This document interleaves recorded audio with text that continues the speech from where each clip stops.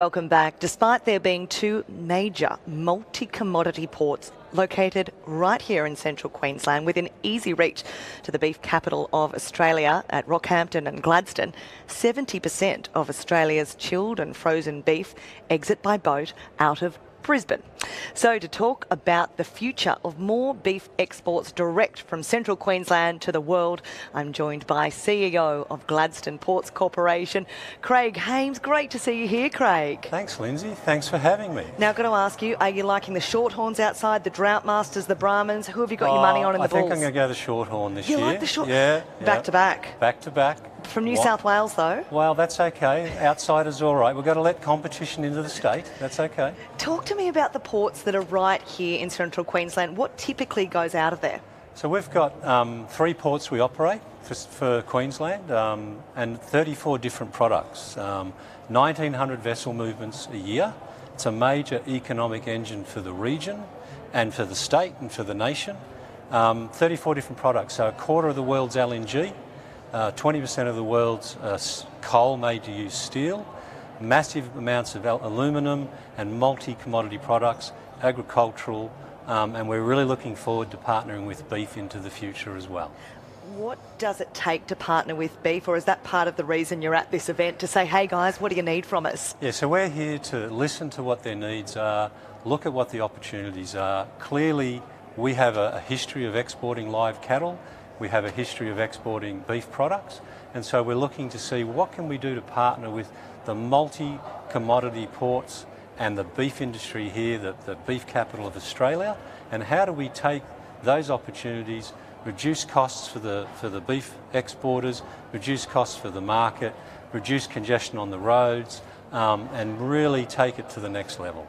It'll be a huge efficiency to be able to use those ports here for as much of our beef exports as possible.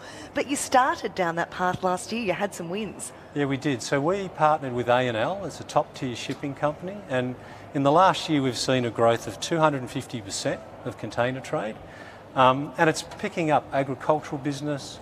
We're really excited for Beef Week this week because we think there's some great opportunities to partner there, and we've seen businesses that were not able to export before come alive. Mung beans as an example, we've seen 40% increase in mung beans, and just we were talking last week with Vickery Produce, they are actually now able to expand their business and export mung beans that they couldn't do before. So this partnership's creating business opportunities right here in central Queensland for the benefit of all of us in the region. So you've already started down the containerisation path, which is really important for the beef industry. What about cold storage? Is that an option? It is. So we've got a port central precinct in the Port of Gladstone, and we have facilities at Rockhampton Port, Port Elmer. Both can either cater for container trade or live cattle. We're expanding Port Central for a warehousing precinct that supports the containerisation, refrigeration, cold storage, multiple products. It's 100 hectares of land. That's 4 or 5 times the size of the Gabba, designated for this sort of trade. So if exporters wanted to leverage the proximity of Gladstone Port right now, can they actually do that? They can. Our service is alive today. We've got a weekly shipping service. We're looking at a second service starting up. We've got 2 cranes on the dock. We've got 2 stevedores. We've got massive storage capability. We're exporting to market now. We've done 10,000 20-foot equivalent unit containers in the last 11 months. So it's off and running, and we're open to business. Craig, what about live export? It's been a real topic this week at Beef. Yeah, so we have a 40-year history of exporting live cattle through Port Elmer or near Port Rockhampton.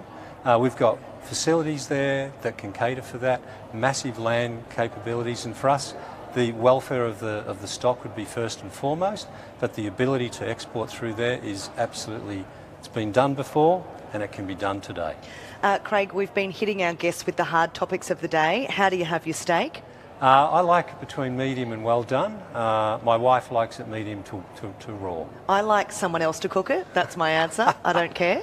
As long as it's juicy too. It's got to be juicy. Oh, we've had some fantastic And the best place here. for juicy steak Yes? is right here. Any place in particular I should try before I head out? any place here in Rockhampton is safe. It's almost like you couldn't run a business, could you, with a bad steak? You cannot. And you've got to have it for breakfast as well. Don't forget. What are you going to do for the rest of the day, Beef? You'll go and watch Champion Bull? We're going to go watch the championships. We're going to go out and support our team who've been at the stalls and have a wander around and get a much better feel for what's happening. And the crowds are a little down today because of the rain, but that doesn't deter us. I can tell you one thing, producers are not afraid of a yarn. You're going to have a long day ahead of you. Looking forward to it. Craig Hames there from Gladstone Ports Corporation. Well, with grazing operations across properties and New